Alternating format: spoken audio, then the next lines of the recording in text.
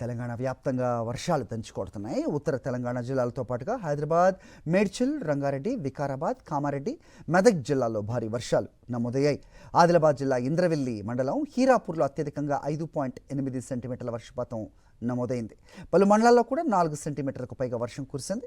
అనేక ప్రాంతాల్లో రహదారులు జలమయం కాగా లోతట్టు ప్రాంతాలు నీట మునిగాయి.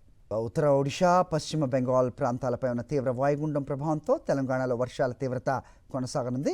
ఇవాళ కూడా భారీ వర్షాలు కురిసే అవకాశం ఉందని వాతావరణ శాఖ హెచ్చరించింది. మొత్తం 10 జిల్లాలకు ఎల్లో అలర్ట్ జారీ చేశారు. ఆదిలాబాద్, కుమరం భీం, ఆసిఫాబాద్, మంచిర్యాల, నిర్మల్, నిజామాబాద్, జగిత్యాల, వికారాబాద్, సంగారెడ్డి, మెదక్, కామారెడ్డి జిల్లాలకు వాతావరణ శాఖ ఎల్లో అలర్ట్ జారీ చేసింది. ఉత్తర తెలంగాణలో భారీ వర్షాలు, మధ్య తెలంగాణలో ఓ మోస్తరు వర్షాలు, దక్షిణ తెలంగాణలో తేలికపాటి నుంచి జల్లులు కురిసే అవకాశం ఉంది. హైదరాబాద్లో సాయంత్రం నుంచి అర్ధరాత్రి వరకు కూడా భారీ వర్షం కురిసే అవకాశం ఉండటంతో ప్రజలు అవసరమైతే తప్ప బయటకు వెళ్లవద్దని అధికారులు సూచిస్తున్నారు.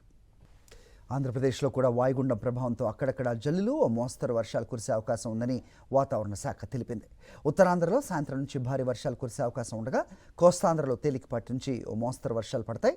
రాయలసీమలో వర్షాలు తక్కువగా ఉన్నప్పటికీ ఈదురుగాలులు బలంగా వీచే అవకాశం ఉంది. గంటకు 60 కిలోమీటర్ల వేగంతో గాలులు వీచే అవకాశం ఉందని హెచ్చరించారు. సముద్రంలో మత్స్యకారులు, బీచ్లకు వెళ్లేవారు అప్రమత్తంగా ఉండాలని అధికారులు సూచిస్తున్నారు.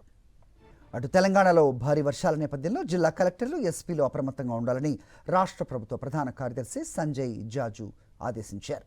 టెలికాన్ఫరెన్స్లో అన్ని శాఖల సమన్వయంతో పనిచేసి ప్రజలకు ఎలాంటి ఇబ్బందులు కలగకుండా చర్యలు తీసుకోవాలని సూచించారు.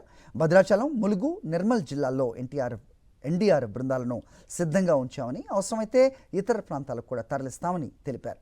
ప్రత్యామ్నాయ పంటల సాగు ప్రణాళిక అమలు చేయాలని, రైతులకు అవసరమైన విత్తనాలు, సాంకేతిక సహాయం అందించాలని అధికారులకు ఆదేశించారు. వర్ష పరిస్థితులను ఎప్పటికప్పుడు పర్యవేక్షించాలని స్పష్టం చేశారు సంజయ్ జాజు. మరిన్ని అప్డేట్స్ కోసం ఛానల్ను సబ్స్క్రైబ్ చేయండి. నోటిఫికేషన్స్ కోసం బెల్ ఐకాన్ పై క్లిక్ చేయండి.